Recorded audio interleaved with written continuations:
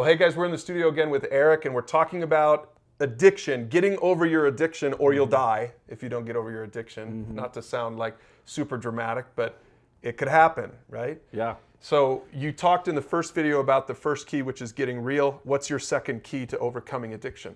Second key is surrender. And I call it surrender or die because you can either choose the way you've been going, which will lead to a death to something. It might not even be physical death, you know, it could be your finances die, or your health dies, or your relationship dies, because you keep going down the same road. And so the point is surrender to something other than your way of thinking. Yeah. So it's not enough for someone just to get real and say, yep, I have a problem. I have an addiction, I have a problem. Because then you could just stay in that same addiction. Now you're real, but you're a real addict. Yeah. Right? So so when we talk about surrendering to another way or outside of yourself, it means that you're not trusting your way of life anymore. There's other things for you to learn out there. Obviously, if you already knew all those things, you probably would have put them into practice. But first we get real, and then since that's not enough, you say that we can't just say, okay, I've got a problem. We've got to do that. That's very important. But the second part is then, okay, how do I solve it? Obviously, I haven't been going the right way this whole time. Is there somebody else or something else out there that can help me? Yeah. Yeah. So surrendering means that you were going one way, you were going down the road of addiction, and surrendering is saying, I'm going to turn around from that road. And I'm going to take a different path, right?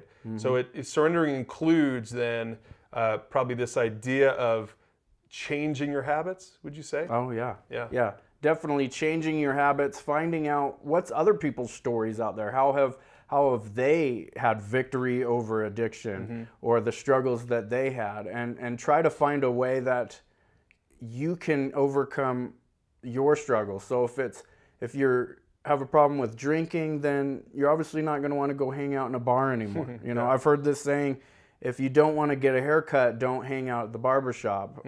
So there are practical principles in not falling back into it or just overcoming it. You start changing the people who you hang out with. You don't hang out with the same people anymore, because the definition of insanity, right, is you do the same things over and over again expecting different results. We've got to change the behaviors that we had, start new behaviors, try new things. Yeah, that's good. Yeah. When I think of surrender, I think of in the military is handing over your weapon, handing over your stuff, and saying, I give up. I'm not going to try to fight anymore.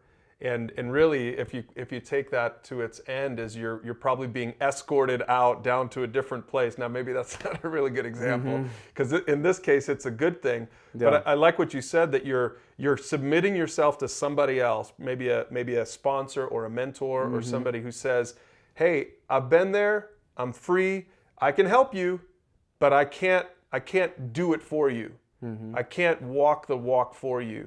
I can help you, but you have to surrender to what I'm saying, to the way that I'm saying I got out of it, right? And you do this a lot because you've helped many people after you got out of your addiction, you've helped many people out of theirs. Do you find that for some people, you can just see they're not willing to surrender yet?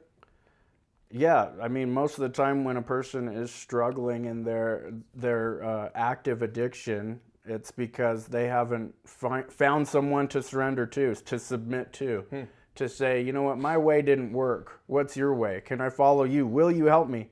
I'll follow you. Just tell me what to do. And oftentimes, it's, again, goes back to the principle of being humble. Yeah, not letting pride, there it comes up again. We talked about it in the last video. And once again, pride can keep an addict from really experiencing sustained victory. So surrender, I like it. So again, the way it works, use those questions below. Talk about this with a group or with a mentor or a sponsor.